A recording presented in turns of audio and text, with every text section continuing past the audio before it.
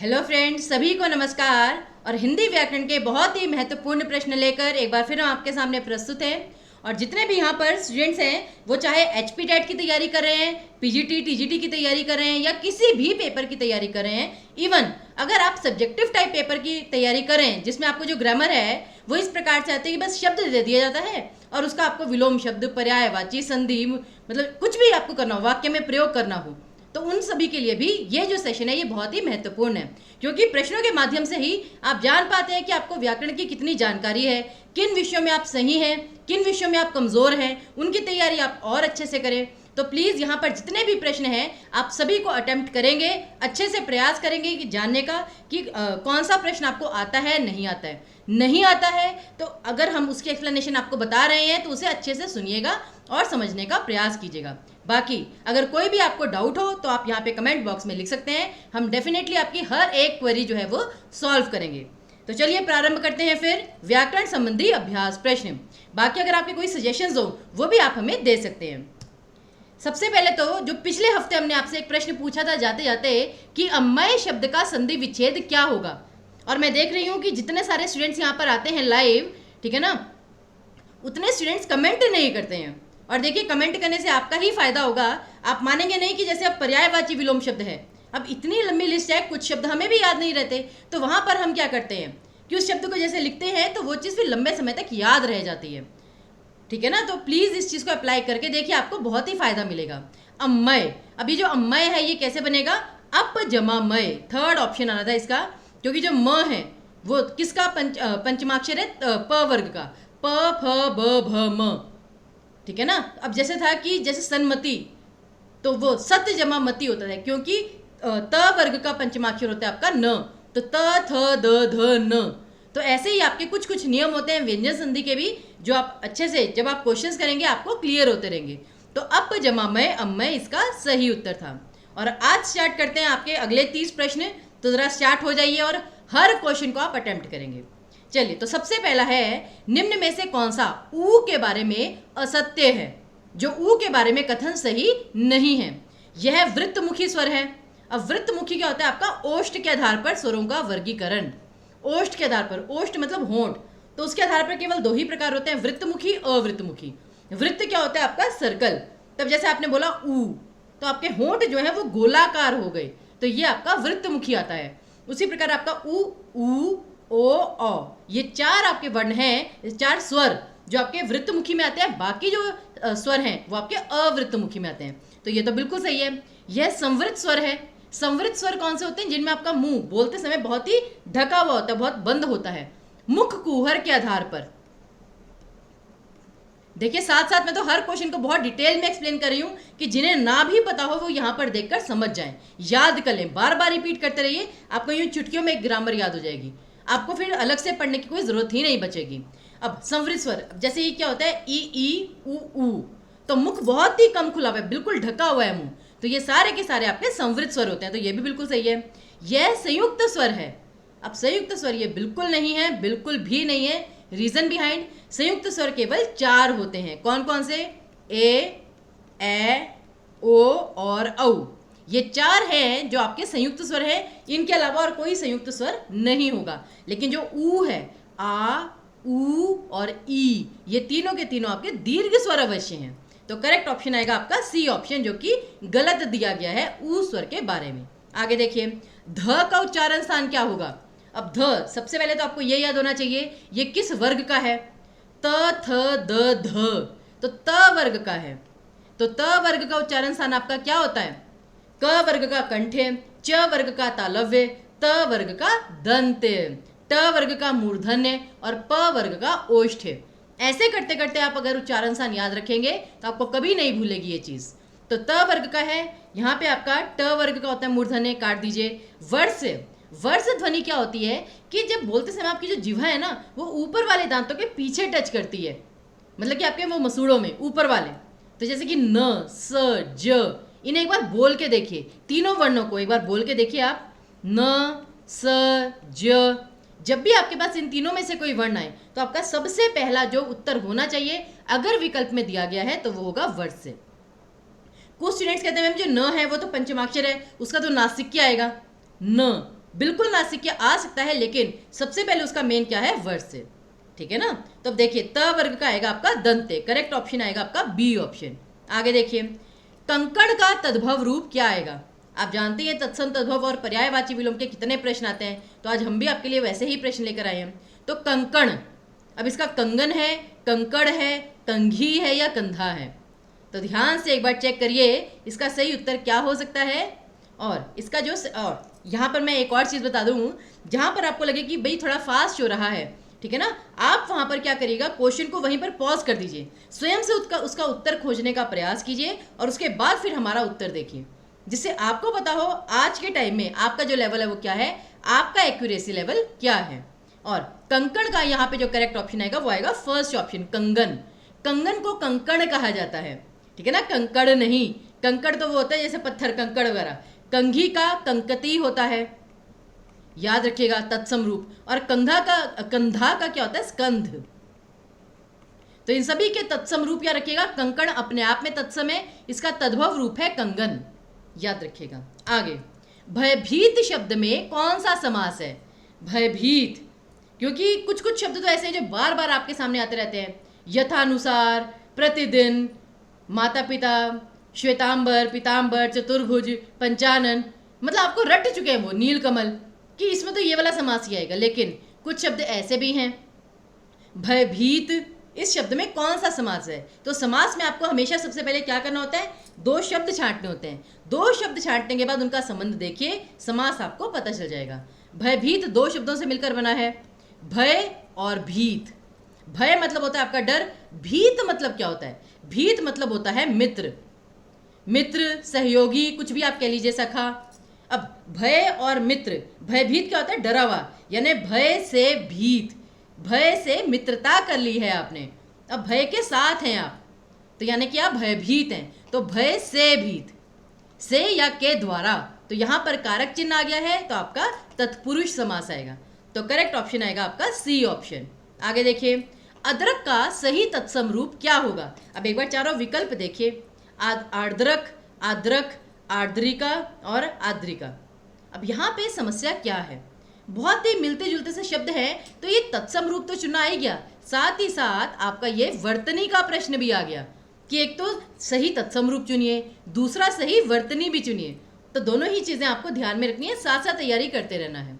तो यहाँ पर मैं आपको बता दूं, अदरक का जो सही तत्सम रूप होता है वो क्या होता है, आर्द्रक, ए ऑप्शन, आर्द्रक, ठीक है ना, क्योंकि ये तो था आद्रक, ये है आर्द्रक, आर्द्रक। इस प्रकार से आप इसका उच्चारण करेंगे। आगे देखिए निम्न में से किस शब्द में गुण संधि है। अब गुण संधि के परिचायक क्या होते हैं, तीन चीजें होती हैं गुण स्वर संधि की।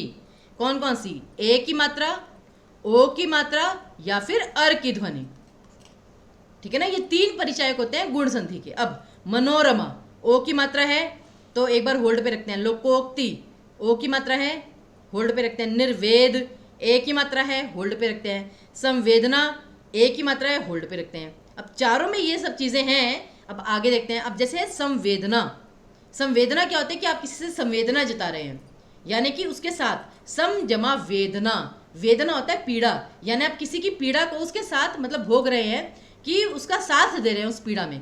तो ये संवेदना का संधि विच्छेद क्या होता है, सम, जहां पर भी आपका अनुस्वार आ जाए उसका म के नीचे हलंत हो जाएगा, सम जमा वेदना, वेदना को साथ में सहना, तो ये तो आपकी हो गई व्यंजन संधि। निर्वेद, जहाँ पे ऊपर र की मात्रा आ जाए ना, काफ़ी हद तक आप 85% कह लीजिए या 90%, वो आपका आएगा निरुपसर्ग, जहाँ पर हो, बेसिकली जहाँ पर भी आपका निरुपसर्ग हो ना, वहाँ पे आपका निही हो जाएगा। निरुपसर्ग और दुरुपसर्ग, यहाँ दोनों में हमेशा आपकी विसर्ग संधि आती है, तो निही जमा वेद, ठीक है ना, निही जमा वेद निर्वेद, तो यहाँ पर विसर्ग संधि आ गई। फिर आया मनोरमा। अब यहाँ पे कौन से दो शब्द हैं, मन और रमा, तो मनहा जमा रमा, मनोरमा। तो जहाँ पर दो शब्द बिल्कुल अलग हो जाएं और ओ की मात्रा एक्स्ट्रा हो, तो वो ओ की मात्रा विसर्ग से आती है, तो इसमें भी आपकी विसर्ग संधि है। लेकिन लोकोक्ति, कौन से दो शब्द हैं, लोक जमा उक्ति। उक्ति मतलब क्या होता है, कोई कथन जो कही गई बात हो, और लोक मतलब कि संसार, या मतलब संसार के द्वारा या लोगों के द्वारा। तो लोकोक्ति वैसे बनता है कि अ और उ के मेल से, तो करेक्ट ऑप्शन आपका बी ऑप्शन आएगा। आई होप ये वाला प्रश्न तो सभी ने सही किया होगा। आगे देखिए, समतल में कौन सा समास है। अब फिर वही समास का प्रश्न है, तो दो शब्द आपको ढूंढने हैं। कौन से दो शब्द हैं? सम और तल। तल मतलब क्या होता है? जो नीचे जमीन है, और सम मतलब होता है समान। समतल मतलब बिल्कुल फ्लैट। तो यहाँ पे तल की विशेषता दी गई है कि वो बिल्कुल एक समान है, वो बिल्कुल चपटा है। तो समान तल, तो यहाँ पे एक शब्द दूसरे की विशेषता बतला रहा है, और वो क्या होता है आपका? कर्मधारय समास। तो दो ऑप्शन होते हैं आपके पास कर्मधारय में, या तो एक शब्द दूसरे की विशेषता बतलाए, या एक शब्द की दूसरे शब्द के साथ तुलना हो रही हो, अर्थात विशेषण विशिष्य का संबंध, या फिर आपका उपमान उपमेय का संबंध। तो ये कर्मधारय में हमेशा याद रखिएगा। अच्छा, इन दोनों शब्दों का कोई तीसरा अर्थ तो निकल नहीं रहा। समतल मतलब समतल की जो जमीन है वो बिल्कुल प्लेन है, समान है हर जगह से, तो ये आपका कर्मधारय ही आएगा। आगे देखिए, किस शब्द के साथ इक प्रत्यय नहीं लग सकता।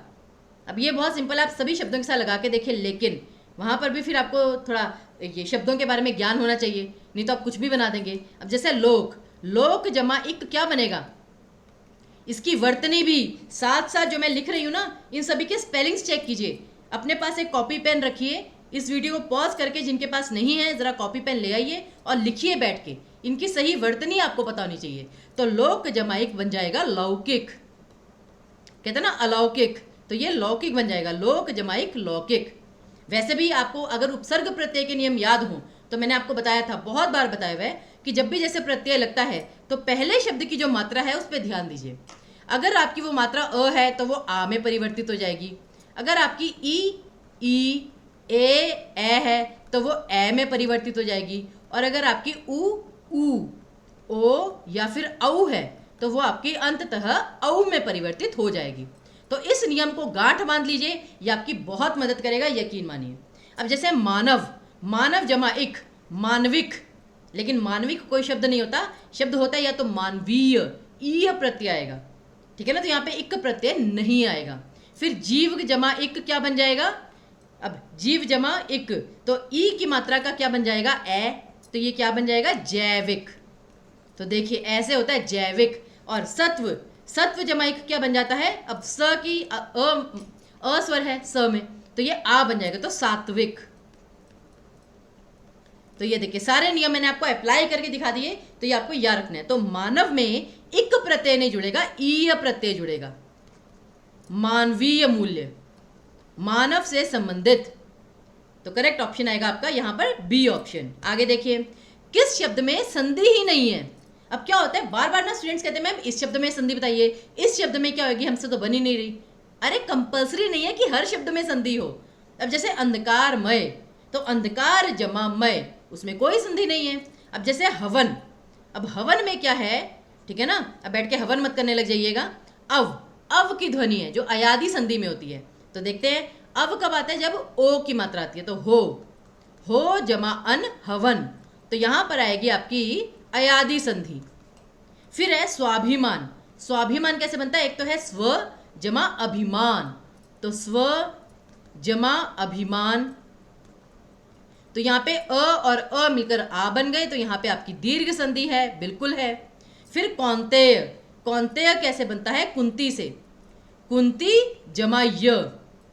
अब यहाँ पे क्या था, यहाँ पे संधि नहीं थी, केवल प्रत्यय था, कुंती जमा य कौंतेय। और जैसा मैंने पीछे बताया, पहले शब्द में ऊ की मात्रा है, तो ऊ की मात्रा औ में परिवर्तित हो जाएगी, तो ये कौंतेय बन गया। तो ऐसे समझिए, तो यहाँ पे आपका प्रत्यय है, संधि नहीं है। और परीक्षा, परीक्षा कैसे बनता है? परि जमा इक्षा, तो यहाँ पे छोटी और छोटी मिलकर बन गई बड़ी, तो यहाँ पर भी आपकी दीर्घ संधि आएगी। तो करेक्ट ऑप्शन आएगा आपका सी ऑप्शन। तो ध्यान दीजिएगा हर शब्द पर। देखिए इस प्रश्न के माध्यम से क्या है, कम से कम आपको 4 चीजों का पता चल गया, 3 शब्दों की संधि और 1 शब्द का उपसर्ग प्रत्यय। तो ऐसे ही ये सोच के चलिए कि 30 प्रश्न से तो आपकी कितनी तैयारी हो रही है। आगे देखिए, किस शब्द में व्यंजन संधि नहीं है? नहीं है व्यंजन संधि। अब दिगंबर, तद्धित, प्रत्यय और विच्छेद, अब ये तो सारा वही हो गया, तद्धित, प्रत्यय, संधि, विच्छेद, सारे वही शब्द। अब जहाँ पे ध आ जाए, आपको याद होगा मैंने आपको नियम बताया था कि ध कैसे बनता है, त और ह से मिलकर। तब आपके पास यहाँ पे तद्धित आए, उद्धार आए, उद्धव आए, कोई भी शब्द आए जहां पे ध हो तो ध कैसे बनेगा, त और ह के मेल से। तो ये क्या बनेगा तद्धित का, तत् जमा हित। तो व्यंजनों में परिवर्तन है तो यहाँ पे व्यंजन संधि तो है।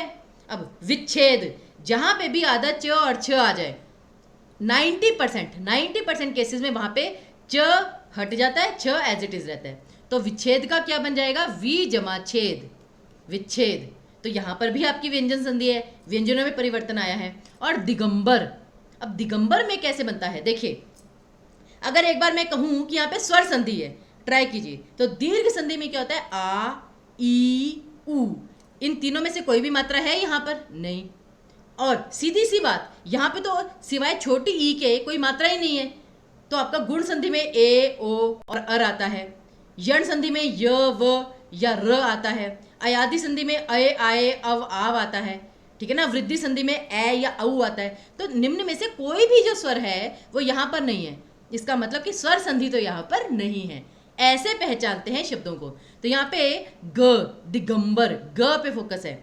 और जहां पर आपका फोकस तीसरे वाले वर्ण पर पड़ जाए, जैसे कि क वर्ग का तीसरा वर्ण क्या होता है, क ख ग, च वर्ग का च छ ज, प वर्ग का प फ ब, तो ज ब ग, इन सभी पर अगर फोकस आ जाए तो याद रखिएगा वहां पे व्यंजन संधि होगी। और वो कैसे होगा, उस तीसरे वर्ण का पहला वाला, उस वर्ग का पहला वाला वर्ण। तो ग क वर्ग का है तो दिक् जमा अंबर, क, दिक् जमा अंबर, ये हो जाएगा इसका सही संधि विच्छेद। ये सारे नियम जो हैं प्लीज नोट करते रहिए, बहुत महत्वपूर्ण आपके लिए। देखिए ध का नियम पता चल गया, तीसरे वर्ण का नियम पता चल गया और छ का नियम। अब बचा प्रत्यय। अब प्रत्यय में य पे फोकस है जो कि यण संधि में होता है। कैसे होता है, प्रति जमा अय, क्योंकि आपका पहला शब्द ई पे खत्म होना चाहिए। ई के साथ जब भी कोई अन्य स्वर जुड़ता है तो वो आपका य बन जाता है। तो यहाँ पे आपकी स्वर संधि थी, व्यंजन संधि नहीं थी। तो करेक्ट ऑप्शन आएगा आपका सी ऑप्शन। आई होप जितने भी क्वेश्चन हम कर रहे हैं, ठीक है ना, सभी को क्लियर हो रहे हैं वो। बाकी कोई भी आपका डाउट हो, मैंने फिर आपको कहा कि कमेंट बॉक्स में लिख दीजिएगा। आगे देखिए, अल्पज्ञ का सही विलोम शब्द क्या है। अब आइए विलोम शब्दों पर। अल्पज्ञ, अब ये दो शब्दों से मिलकर बना है अल्प जमा ज्ञ।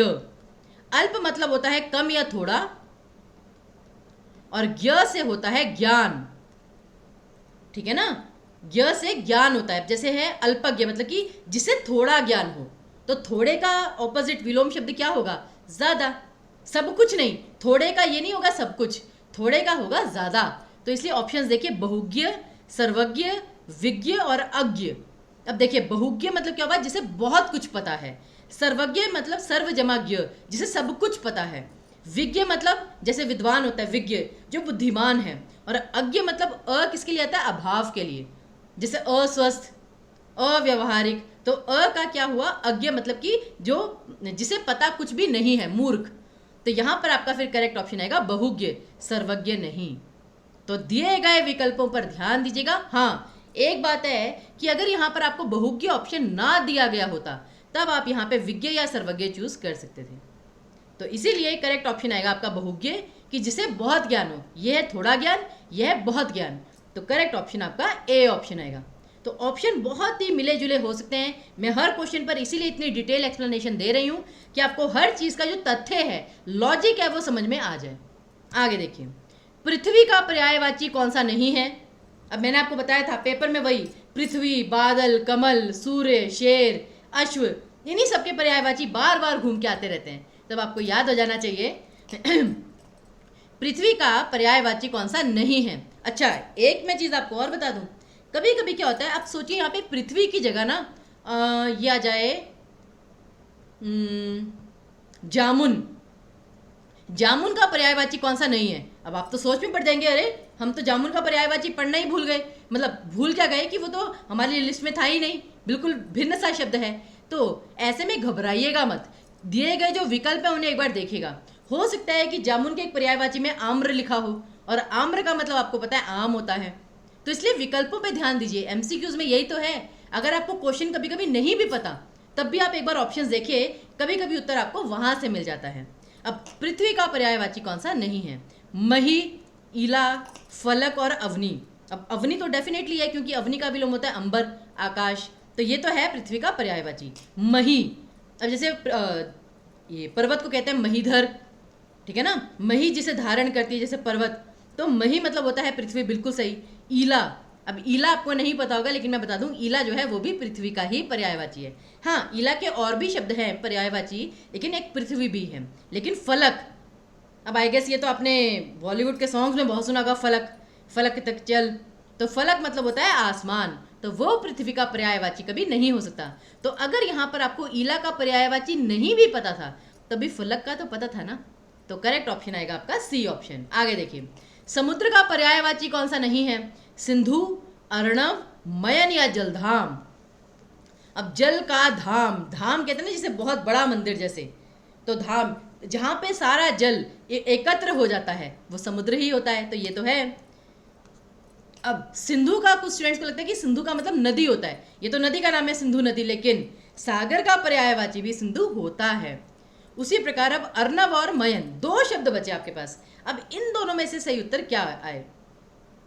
अब मैं आपको बता दूं, जो अर्णव है, अर्णव इसका मतलब समुद्र भी होता है, हवा भी होता है, सूरज भी होता है, धारा भी होता है, लहर भी होता है, अनेकार्थी शब्द हैं, लेकिन सागर भी होता है।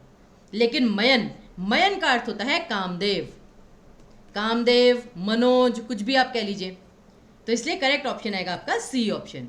तो ये जो नए नए शब्द मैं आपको बता रही हूँ, ये आपकी शब्द संपदा बढ़ती रहनी चाहिए। आगे, मजबूरी शब्द क्या है? संज्ञा है, विशेषण है, क्रिया है या क्रिया विशेषण है? और ये शब्द बहुत ही महत्वपूर्ण है। रीजन बिहाइंड, स्टूडेंट्स क्या है कि संज्ञा विशेषण वगैरह में बहुत कंफ्यूज हो जाते हैं कि ये कौन सा शब्द है, और वो आपको अच्छे से तैयारी करनी है।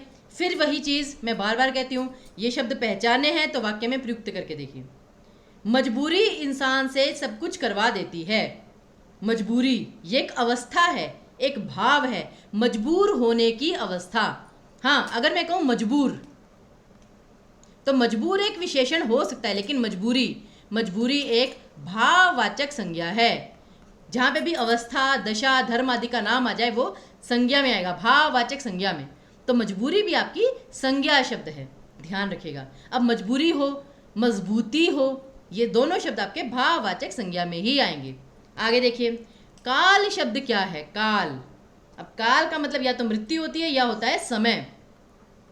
अब दोनों ही केसेस में क्या ये विशेषण शब्द है? नहीं, समय कोई विशेषण तो है नहीं, ठीक है ना, तो विशेषण के तो दोनों ही ऑप्शन काटिए। अब बचा जातिवाचक संज्ञा और भाववाचक। अगर काल समय है तो समय को आप टच कर सकते हैं क्या? काश टच कर सकते तो रोक लेते, लेकिन आप इसे टच नहीं कर सकते, केवल महसूस कर सकते हैं कि कितना समय बीत गया। तो जो चीज़ आप टच नहीं कर सकते, ठीक है ना, सिर्फ महसूस कर सकते हैं, वो आपका जातिवाचक में कभी नहीं आएगा, भाववाचक में आएगा। तो करेक्ट ऑप्शन आएगा आपका बी ऑप्शन। तो ऐसे करके आपको ये जो छोटी छोटी चीज़ें हैं, इनसे चीज़ें याद रखनी है। आगे देखिए, निम्न में से अविकारी शब्द कौन सा है? तो विकारी, अविकारी किसके आधार पर ये प्रकार होते हैं शब्दों के? ये होते हैं आपके रूपांतरण के आधार पर, कि जिन शब्दों के रूप में लिंग, वचन, कारक, पुरुष आदि के आधार पर परिवर्तन आ जाए, जो शब्द अपना रूप बदल ले, वो होते हैं विकारी। जैसे कि संज्ञा, सर्वनाम, विशेषण और क्रिया, ये चार आपके विकारी शब्द होते हैं। दूसरे होते हैं अविकारी, जो किसी परिस्थिति में अपना रूप नहीं बदलते, मतलब लिंग, वचन, कारक और पुरुष के आधार पर। और अविकारी को हम अव्यय भी कहते हैं। और अव्यय में कौन कौन से आते हैं? क्रिया विशेषण, संबंध बोधक, विस्मय आदि बोधक, समुच्चय बोधक और निपात शब्द। अब आदेश, आपने किसी को आदेश दिया है तो आदेश आपका संज्ञा शब्द है। विचार भाववाचक संज्ञा शब्द है। भागना ये एक क्रिया है, ठीक है ना, ये काम हो रहा है, भागने का काम हो रहा है, क्रिया है, लेकिन तभी।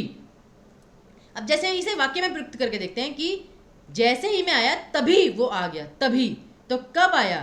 तभी आया। तो ये हुआ कालवाचक क्रिया विशेषण के रूप में, और क्रिया विशेषण अव्यय में आता है, अविकारी में आता है। तो करेक्ट आएगा आपका डी ऑप्शन। तो हर शब्द की मैं आपको पहचान बता रही हूँ, प्लीज़ अगर आपको कोई भी डाउट हो तो पूछ लीजिएगा, क्योंकि लॉजिक्स आपके क्लियर होने चाहिए। फिर क्या हो ना, एक बार अगर आपके लॉजिक क्लियर हो गए, फिर आपको डर खत्म हो जाएगा कि कोई भी प्रश्न है हम मिनटों में सॉल्व कर देंगे। आगे देखिए, 17वें प्रश्न पे पहुंच गए हैं, कुल मिला के 30 प्रश्न करने हैं। किस वाक्य में थोड़ा शब्द संख्यावाचक विशेषण है? अब देखिए एक बार सारा, थोड़ा, थोड़े, थोड़ा, थोड़ा, सभी में आपका मतलब थोड़ा शब्द है, थोड़ा या थोड़े वट। अब यहाँ पर आपको देखना है कि संख्यावाचक विशेषण के रूप में कहाँ पर दिया गया है। संख्यावाचक कहाँ होता है? जहाँ पर आप काउंट कर सकते हैं, मेजर नहीं, काउंटिंग। अब तुम्हें थोड़ा सोना चाहिए। अब अभी से आप सोना जो है वो स्लीपिंग के वे में लीजिए या जो गोल्ड होता है, दोनों ही वे में ये संख्यावाचक नहीं आएगा। रीजन बिहाइंड, तुम्हें थोड़ा सोना चाहिए, अगर तो ये स्लीपिंग के वे में है कि तुम्हें थोड़ा सो जाना चाहिए, तब तो ये आएगा आपका क्रिया विशेषण, परिमाणवाचक क्रिया विशेषण, कि कितना सोना है, थोड़ा सोना है। और अगर ये आएगा आपका गोल्ड के वे में, गोल्ड क्या होता है आपका द्रव्यवाचक संज्ञा, और जहां पर भी द्रव्यवाचक आती है वहां पर आपका हमेशा परिमाणवाचक आता है, संख्यावाचक नहीं, क्योंकि उसे आप हमेशा मेजर करते हैं। तो ये आपका हर परिस्थिति में परिमाणवाचक ही रहेगा, चाहे क्रिया विशेषण हो चाहे विशेषण हो। वहां थोड़े लोग खड़े हैं। अब थोड़े लोग तो काउंटेबल हैं, लोगों को आप गिन सकते हैं, 2 लोग हैं, 4 लोग हैं, 1000 लोग हैं, 2000 लोग हैं, काउंट कर सकते हैं।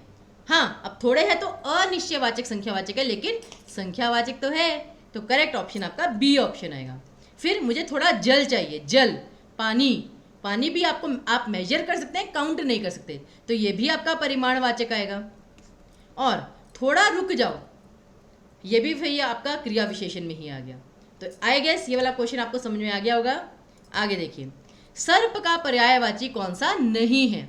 अब व्याल, भुजंग, भुजंग तो आपको वो वाला दोहा याद होना चाहिए कि चंदन विश्व व्याप्त नहीं, लिपटे रहित भुजंग। वो होता ना, जो पुरुष उत्तम प्रकृति का करी सकत कुसंग, चंदन विश्व व्याप्त नहीं, लिपटे रहित भुजंग, कि जो व्यक्ति सही व्यवहार का होता है, अच्छा होता है, ठीक है ना, तो कुसंगति भी उसका कुछ नहीं बिगाड़ सकती। जैसे कि जो चंदन का पेड़ है कितना खुशबूदार होता है, उसकी ठंडक के कारण, उसकी खुशबू के कारण ना चंदन के पेड़ पर हमेशा सर्प लिपटे रहते हैं, लेकिन फिर भी चंदन का पेड़ जो है वो विषैला नहीं होता, वो अपनी खूबी जो है वो बनाए रखता है। तो यही भुजंग मतलब होता है सर्प। अही मतलब भी सर्प ही होता है, लेकिन वारीश, अब वारीश कैसे बनता है शब्द?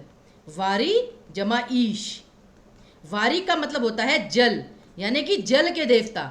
अब या तो ये आप वरुण देव के रूप में ले लीजिए, वैसे वारीश आपका विष्णु जी के लिए आता है।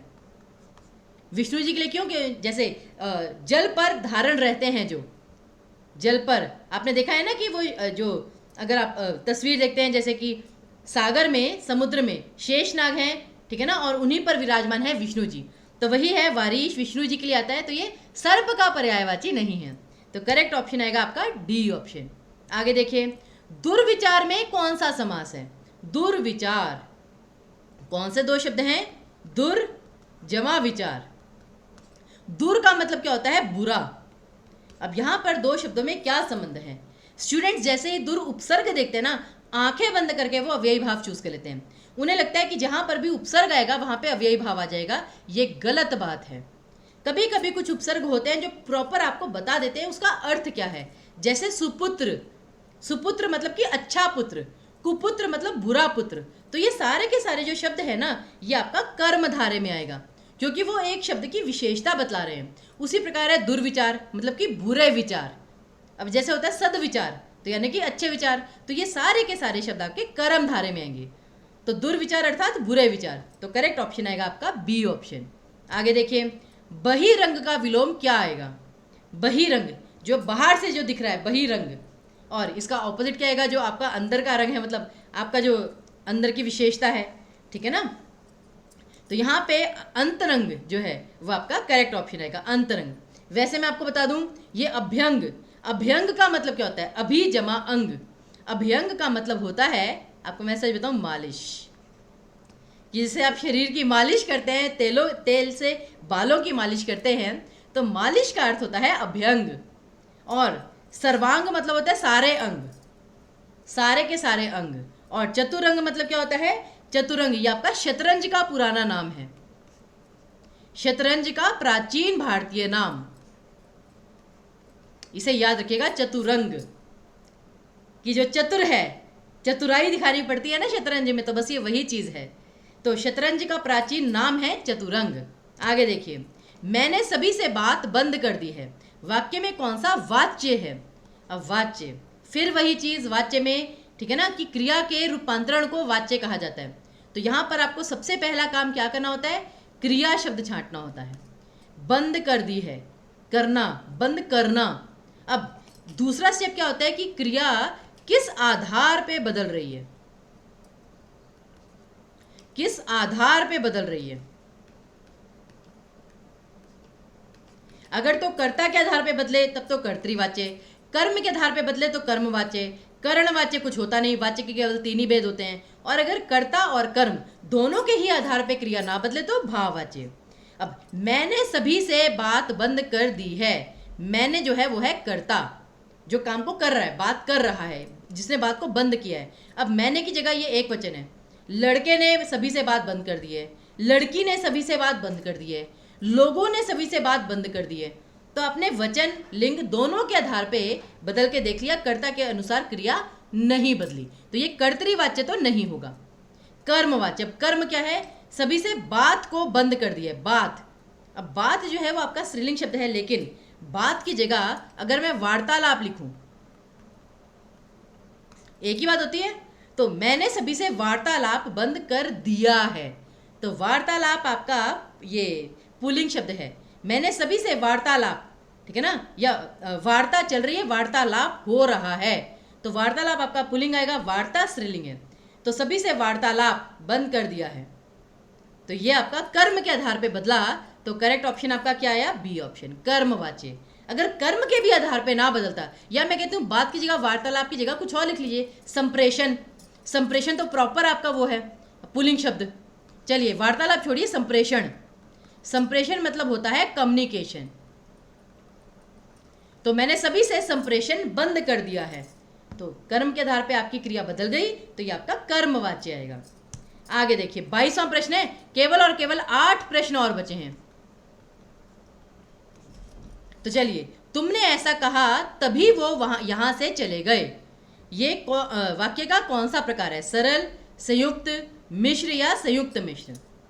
तो तुमने ऐसा कहा, ये अपने आप में इंडिपेंडेंट वाक्य है, बिल्कुल है।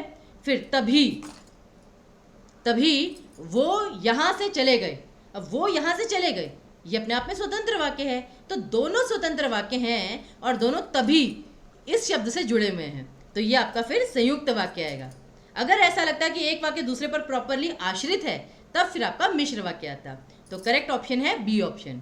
आगे देखिए, तुम्हें सदैव ऐसे ही मन लगाकर पढ़ना है, ये वाक्य का कौन सा प्रकार है। अब जो सरल संयुक्त मिश्र थे वो थे रचना के आधार पर वाक्य के भेद, 3 प्रकार, सरल, संयुक्त और मिश्र। लेकिन अर्थ के आधार पर वाक्य के कितने प्रकार होते हैं, 8 प्रकार, ये वाक्य के प्रकार होते हैं। तो अर्थ के आधार पर वाक्य के 8 प्रकार कौन से होते हैं, विधानवाचक, आज्ञावाचक, इच्छावाचक, संकेतवाचक, प्रश्नवाचक, संदेहवाचक, संकेतवाचक, ये सारे के सारे आपके, ठीक है ना। तो अब यहाँ पे तुम्हें सदैव ऐसे ही मन लगाकर पढ़ना है। अब विधानवाचक क्या होता है, आपका सरल वाक्य, सकारात्मक वाक्य, ये हो सकता है। लेकिन अब आगे देखते हैं आज्ञावाचक। आज्ञावाचक का मतलब ये नहीं है कि आप केवल हमेशा किसी को आज्ञा दे रहे हैं, किसी को ऑर्डर दे रहे हैं। आज्ञावाचक में अगर आप किसी से रिक्वेस्ट भी कर रहे हैं ना कि कृपया यहाँ पर बैठ जाइए, मतलब आप किसी से कुछ करने के लिए कह रहे हैं, तो वो आपका आज्ञावाचक में आएगा। अच्छा, इच्छावाचक, इच्छावाचक तो वो होते हैं जहाँ पे आप कुछ विश कर रहे हैं, जैसे कि हे प्रभु तुम्हें लंबी आयु दें, ये इच्छावाचक में आएगा। लेकिन आज्ञावाचक में आएगा ऐसा वाक्य। फिर संकेतवाचक क्या होता है, संकेतवाचक समझना बहुत आसान है, जहां पर भी ऐसा वाक्य आ जाए ना, इफ दिस देन दिस, अगर ऐसा हुआ तो वैसा होगा, ऐसा हुआ था इसलिए ऐसा हुआ, तो जहां पे वो उस प्रकार का वाक्य आ जाए वो आपका संकेतवाचक होता है। लेकिन यहाँ पे ऐसा कुछ नहीं है, तो बचा आपका आज्ञावाचक, कि तुम्हें सदैव ऐसे ही मन लगाकर पढ़ना है, आप किसी को कुछ करने के लिए कह रहे हैं, तो ये आपका आज्ञावाचक में आएगा। अब आप गुस्से से कह रहे हैं, डर से कह रहे हैं, प्यार से कह रहे हैं, किसी भी तरीके से कह रहे हैं, वो आपका आज्ञावाचक में आएगा। अगला, निम्न में से किस शब्द में संधि है, यानी कि अब चारों में से केवल एक शब्द में संधि है। तो छांटते हैं, जैविक, प्रकाशित, रचित और नाविक। वैसे तो मुझे लगता है कि चारों शब्द देखकर ही आपको सही उत्तर पता चल जाना चाहिए, अगर आप निरंतर अभ्यास कर रहे हैं। कि जैसे जैविक, जैविक कैसे बनता है, जीव जमा इक, अब यहाँ पे तो कोई संधि है नहीं, जीव जमा इक, जैविक, ये तो एक प्रत्यय था। प्रकाशित कैसे बनता है, प्रकाश जमा इत, तो ये भी प्रत्यय वाला था। रचित, रच जमा इत, ये भी प्रत्यय वाला था, लेकिन नाविक, आव, आव की ध्वनि आ गई है तो अयादि संधि। और आव कैसे बनता है? औ से, तो नौ जमा इक, नाविक, तो यहां पर आपकी आ गई अयादि संधि। तो करेक्ट ऑप्शन आएगा आपका फोर्थ ऑप्शन। आई होप ये भी आपको चारों वर्ड जो है समझ में आ गए। आगे देखिए, गंगा नहाना मुहावरे का सही अर्थ क्या है? कि भाई मैं तो गंगा नहा लिया, इसका सही अर्थ क्या आएगा? और याद रखिए मुहावरे के प्रश्न अवश्य आएंगे पेपर में। कठिन कार्य पूरा होना, सदाचार का पालन करना, पवित्र होना या कार्य को अधूरा छोड़ना। बताइए जरा क्या सही उत्तर हो सकता है इसका। 5 प्रश्न रह गए केवल, जल्दी से कीजिए। गंगा नहाना, अब जैसे कहते हैं ना कि भाई ये वाला प्रोजेक्ट पूरा हुआ, मैं तो गंगा नहा लिया, मतलब कि कठिन कार्य जो है वो आपका समाप्त हुआ, खत्म हुआ। अब जैसे शादी में भी लोग कहते हैं कि भाई एक बार मेरे सारे बच्चों की शादी हो जाए, मैं तो गंगा नहा लूंगा। तो वही है, करेक्ट ऑप्शन आएगा आपका ए ऑप्शन, कि कठिन कार्य पूरा होना। जी आगे देखिए, दम भरना मुहावरे का सही अर्थ क्या है? जिस कहते हैं ना तुम तो बड़ा शक्तिशाली होने का दम भरते हो, ठीक है ना, या फिर तुम तो सबसे सुंदर होने का दम भरती हो। देखें भी तो सही, तो दम भरना मतलब क्या? भयभीत होना, प्रभाव दिखाना, दावा करना या प्रयत्न करना। अब भयभीत होना तो बिल्कुल नहीं होगा, जिसके कहते हैं ना दम भरना, तो ये प्रभाव दिखाना या दावा करना, इन दोनों में से आ सकता है। प्रयत्न करना यानी कि प्रयास, मेहनत करना, ये भी नहीं। तो करेक्ट ऑप्शन यहाँ पर इन दोनों में ही कंफ्यूजन हो सकती है आपको अगर होगी तो, लेकिन करेक्ट ऑप्शन आएगा दावा करना। कि आप केवल दावा कर रहे हैं, सिर्फ आप अपने एंड पे दावा कर रहे हैं कि मैं सबसे सुंदर हूं, कि तुम सुंदर होने का दावा, ये दम भरती हो। तो करेक्ट ऑप्शन है सी ऑप्शन। तो जरूरी नहीं कि वो प्रभाव हो ही हो उसमें, क्योंकि प्रभाव तो तब दिखता है ना जब प्रभाव होगा। आगे देखिए, हथेली का आंवला, इस मुहावरे का सही अर्थ क्या है? जादू का खेल, यथार्थ बात, निसंदेह बात या बहुत प्रिय होना। हथेली का आंवला, तो यहाँ पे याद रखिए, एक्चुअली यहाँ पर मोस्टली स्टूडेंट्स को पहले तीनों ही ऑप्शन में कंफ्यूजन होती है, जादू का खेल, यथार्थ बात, निसंदेह बात। तो यहाँ पे करेक्ट ऑप्शन बस याद कर लीजिए, हथेली का आंवला अर्थात जादू का खेल, ए ऑप्शन, इसे याद ही कर लीजिए। अब आप आगे देखिए, बातें बनाने वाले सभी लोग आज दिखाई नहीं पड़ रहे, वाक्य में रेखांकित क्या है? संज्ञा पदबंध, सर्वनाम पदबंध, विशेषण पदबंध या क्रिया विशेषण पदबंध। अब 2 चीजें होती है, पदबंध और आपका उपवाक्य। दोनों में अंतर क्या होता है? उपवाक्य क्या होता है? जहां पे आपकी क्रिया और कर्ता दोनों दिए गए होते हैं। पदबंध क्या होता है कि कोई कंपल्शन नहीं है, आपको कर्ता या क्रिया दी गई है नहीं दी गई है, कुछ आपको शब्दों का समूह दे दिया जाता है। आपको यह देखना होता है, जैसे पदबंध, पद मतलब क्या होता है? ऐसे शब्द जो वाक्य में प्रयुक्त हैं और उनका एक समूह दे दिया जाता है कि वो क्या मतलब प्रकट कर रहे हैं। अब जैसे बातें बनाने वाले सभी लोग, अब ये लोगों की विशेषता बतला रहे हैं कि कौन से वाले लोग? बातें बनाने वाले, तो ये आएगा आपका विशेषण पदबंध। अगर यहाँ पे पूरा अंडरलाइन होता, बातें बनाने वाले सभी लोग, अगर ये लोग पे खत्म होता या केवल सभी लोग, तो ये आपका संज्ञा पदबंध बन जाता। फिर अगर मैं कहती दिखाई नहीं पड़ रहे, ये आपका क्रिया है, तो क्रिया पदबंध आता। तो पदबंध 5 प्रकार के होते हैं, ये भी मैं आपको बता दूं, और उपवाक्य 3 प्रकार के होते हैं, संज्ञा उपवाक्य, विशेषण उपवाक्य और क्रिया विशेषण उपवाक्य। लेकिन पदबंध 5, संज्ञा पदबंध, सर्वनाम, विशेषण, क्रिया और अव्यय। तो ये याद रखिएगा। आगे सेकेंड लास्ट क्वेश्चन, निम्न में से किस शब्द में यण संधि नहीं है? यण संधि नहीं है। यण संधि का क्या नियम होता है? य, व और र। य कब बनता है? जब ई या ई के साथ कोई अन्य स्वर जुड़े। व कब बनता है? जब उ या उ के साथ कोई अन्य स्वर जुड़े। और र कब बनता है? जब री स्वर के साथ कोई अन्य स्वर जुड़े। तो बार बार मैं आपको संधि के नियम इसीलिए रटवाती रहती हूँ, मतलब आपके सामने लिखती रहती हूँ कि आपको वो चीज़ देख देख के याद हो जाए। तो याद रखिए, र यण संधि में री का स्वर पहले आएगा। अब जैसे महर्षि, महा जमा ऋषि, तो यकीन मानिए ऋषि बाद में है री का स्वर, तो वो आपकी यण संधि कभी नहीं होगी, गुण संधि होगी। तो यहाँ पे अब आपका न्यून कैसे बनता है? नी जमा ऊन, न्यून, तो ये आपका ई यण संधि है। हवन, हव, अव की ध्वनि है, तो तो ये क्या बनेगा आपका हो जमा अन। तो यहाँ पर आपकी अयादी संधि आएगी, यण संधि नहीं आएगी। हालांकि यहाँ पे व भी था तो आप कह सकते थे कि मैम यहाँ पे हु जमा अन, लेकिन ऐसा नहीं, हवन में अव की ध्वनि है तो यहाँ पे अयादी संधि ही आएगी। स्वेच्छा, अब कुछ स्टूडेंट्स कहते हैं मैम इसमें स्व जमा इच्छा, ठीक है ना, अ और ई के मेल से ए बन जाएगा, लेकिन ठीक है ना वहां पर आपको फिर देखना है तो यहाँ पर आपका सु जमा इच्छा ये आएगा। दोनों बन सकते हैं, यहाँ पे आपका सु जमा इच्छा भी आ सकता है, ऑप्शंस पे डिपेंड करता है। तो सु जमा इच्छा, ऊ के साथ कोई भी अन्य स्वर जुड़ा तो व बन गया, तो स्वेच्छा। फिर आपका आया व्यूह, वी जमा ऊह, क्योंकि य के साथ बड़े ऊ की मात्रा थी तो ऊहू आया। अगर आपका व्यूह होता, य को छोटे ऊ की मात्रा होती तो यहाँ पे ऊहू आ जाता। तो ये भी मात्राएं आपको ध्यान में रखनी है। तो यहाँ पर भी आपकी यण संधि है, लेकिन हवन में आपकी अयादी संधि थी। और आज का लास्ट क्वेश्चन है, सर्वज्ञ शब्द का सही वर्ण विच्छेद क्या होगा। वर्ण विच्छेद आपको बहुत अच्छे से पता होना चाहिए, तभी आप इसके प्रश्न जो है वो कर पाएंगे। तो सर्वज्ञ वर्ण विच्छेद क्या होता है, सारे स्वर और सारे व्यंजन अलग अलग कर दीजिए। अब जैसे स है, स कैसे बनता है, स के नीचे हलंत जमा अ, ये तो सभी में कॉमन है। फिर सर्वज्ञ, अब ये जो व के ऊपर र की मात्रा है ना, इसका मतलब होता है ये व से पहले है, बाद में नहीं, व से पहले है।